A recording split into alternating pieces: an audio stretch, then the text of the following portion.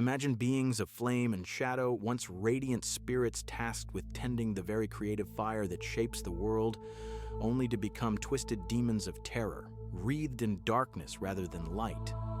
Today we're exploring a little-known but captivating theory about the Valaraukar, better known as Balrogs, and their origins as fallen fire-Maiar, noble servants turned infernal monsters. This idea sheds fresh light on their tragic place in Tolkien's legendarium, inviting us to rethink what these fiery creatures truly represent. Tolkien himself gave us some clues, at least that's what we'll work from, but he never fully explained where the Balrogs came from or what their original purpose was. We're told they are Maiar, lesser Ainur, who entered the world to serve its shaping powers, the Valar. Some, like Aryan, remained faithful fire-Maiar, guiding the sun in its course, pure and uncorrupted. But others, the Valaraukar, succumbed to the darkness of Melkor. Now, let's pause. Aryan had not feared to look upon the face of Melkor and was too strong for him to corrupt, as Tolkien tells us in the Silmarillion. So if she stood firm, what about the other fire-Maiar? Could it be that some once shared her sacred role to guard or tend the divine fire known as the flame imperishable? According to Tolkien's mythos, the flame imperishable is the creative spark originating with Eru Ilúvatar himself. It's the primal source of all being, untouchable and fiercely guarded. Yet Melkor, driven by desire and envy, sought to seize this very flame, to wield it for himself and impose his will on creation.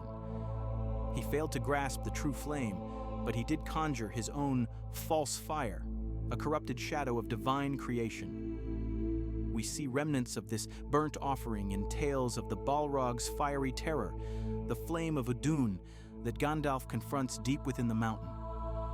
Now consider this.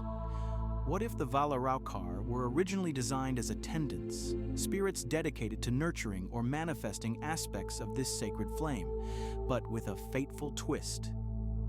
Their fire was not just destructive heat.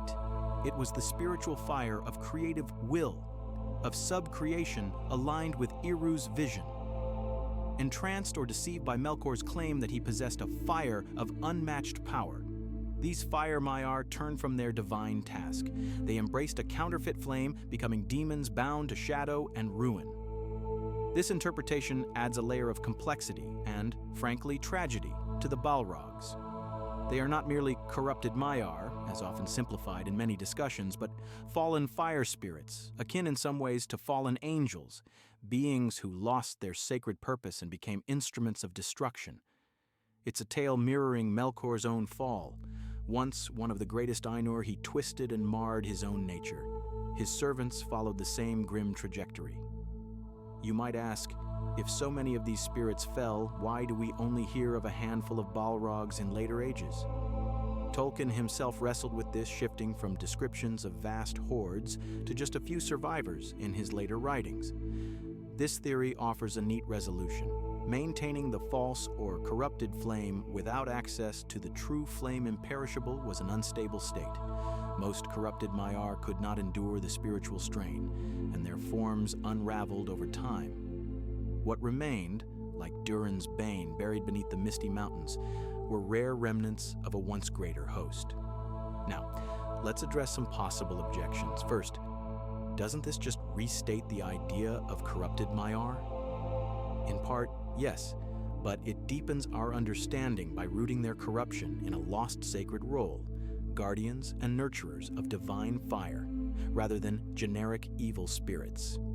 It brings symbolic resonance, aligning with Tolkien's themes of light's fall and the perversion of gifts meant for creation. Second, why didn't Tolkien make this clear?